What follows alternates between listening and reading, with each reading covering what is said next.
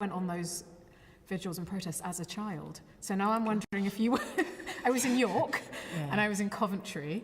And I think I went to one in London as well. Because I remember Movement for the Ordination of Women that I called Mao. I didn't realise it was called Mo. But most people... St Martin's in the Fields had quite a radical bookshop in those days. And they sold these... God is an equal opportunities employer. If women can't be priests, stop baptising. The hand that rocks the cradle should also rock the boat was another one. That's a brilliant one, isn't it? I like and then the classic one, a woman's place is in the house. House of Bishops. Yes. But I used to go to these things as a child, as a teenager. Wow. It was, So you've always been clear that this was your path? I think, I think so. But that's a very strange thing for careers officers because you sort of turn up and say, in the mid-80s, this is what I want to do. And the poor careers officer, I didn't go to a Christian school. Yes, we'll look this up. And then they get to a filing cabinet. And it's like, no, so what else do you want to do? Yes. And I just said, there's nothing else. This is all I want to do. Wow. And they didn't really know what to do with me.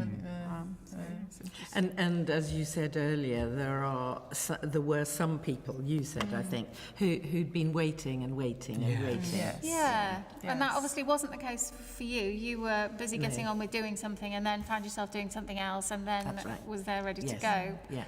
Was that the case for you? That when did you feel called? Obviously you were a church warden when it all happened, so you weren't waiting and waiting either. That's right. And then I can't remember the timing now, but a little while later, I expressed some interest in a course that my diocese, which was the Diocese of Oxford, were bringing in sort of theology for lay people. And I said to my then vicar, I said, I'm quite interested in that. And he said, if you're interested in that, and you said something like this, Pippa, he said, why don't you do it properly? And I said, what do you mean, do it properly? He said, go the whole hog, get ordained. And I said, don't be so stupid. I can't possibly do that. And he said, why not? I said, well, for a start, I'm divorced. How can, And he said, doesn't matter. So as long as you don't get remarried before you're ordained, that's okay. And I said, well, no. Anyway, and then he said, well, come and see me. And he spent about 2 hours in his study gradually demolishing all my arguments as to why I couldn't possibly be a priest. Yeah. And at the end of that, I was sort of forced to admit there was no reason why I couldn't be. It was then a question of, well, did God want me to be? Whether God was calling you to be.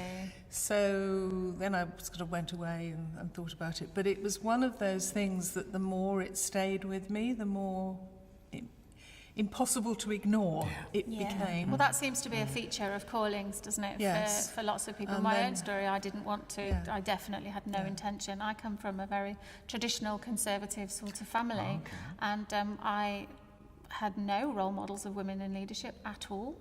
I definitely did not think that would be my role. I was at vicar school with my husband. He was going to be the vicar, not me. I didn't want. I was going to be quite happy being the vicar's wife. I was going to be a midwife. And God, I had very strong sense of calling, and had all those same conversations about why it was absolutely ridiculous and totally unnecessary, and.